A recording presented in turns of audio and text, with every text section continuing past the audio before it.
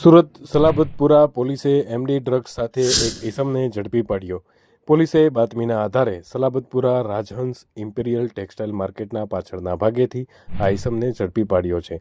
પોલીસના હાથે ઝડપાયેલ શખ્સનું નામ ખલીલ લુકમાન શેખ હોવાનું સામે આવ્યું છે. ખલીલ પાસેથી પોલીસે 7.400 ગ્રામ એમડી ડ્રગ્સ જપ્ત કર્યું છે. આરોપી સામે અગાઉ સુરતના ભેંસુમાં 1 અને સલાબતપુરા પોલીસ સ્ટેશનમાં 3 ગુનાઓ નોંધાઈ ચૂક્યા છે.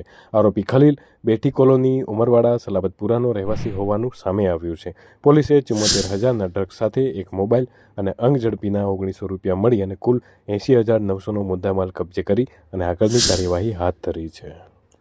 સુરત શહેરના સલાબતપુરા પોલીસ સ્ટેશનની ટીમને ઇન્ફોર્મેશન મળી હતી કે સલાબતપુરા પોલીસ સ્ટેશન વિસ્તારમાં જે રાજહંસ ઇમ્પિરિયા કરીને જે છે માર્કેટ, એની બાજુમાં એક વ્યક્તિ મેફેડ્રોન ડ્રગ્સ એમડી લઈ અને આવી રહેલ છે અને ત્યાં ઊભો છે. આ પ્રકારની માહિતી મળતા પોલીસે ત્યાં જઈને તપાસ કરી હતી.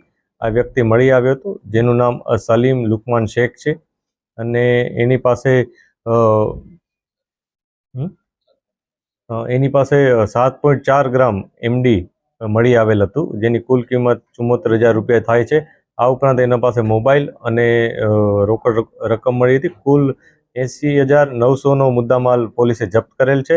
આ જપ્ત કરેલ મુદ્દામાલ બાદ જે આરોપી છે એની વધુ તપાસ કરી હતી, તો જેમાં જાણવા મળ્યું હતું કે જે એમડી છે એ એના જ પુત્ર સોનુ ઉર્ફે તોફીન ઉર્ફે સોનુ કરીને છે, એની પાસેથી લાવ્યો હતો અને આગળ છૂટક વેચાણ કરવા માટે લઈ જતો હતો. આ જે બંને વ્યક્તિ છે એમાંથી એકની ધરપકડ થઈ છે. તોફીન ઉર્ફે સોનુ, એની ધરપકડ બાકી છે. પોલીસ એની તપાસ કરી રહી છે. આ ઉપરાંત આ બંને વિરુદ્ધ અગાઉ NDPSનો ગુનો નોંધાયેલ છે અને આ ઉપરાંત એના ઉપર GP એક્ટ 135 વગેરે પ્રકારના ગુનાઓ પણ સલાબતપુરામાં નોંધાયેલ છે.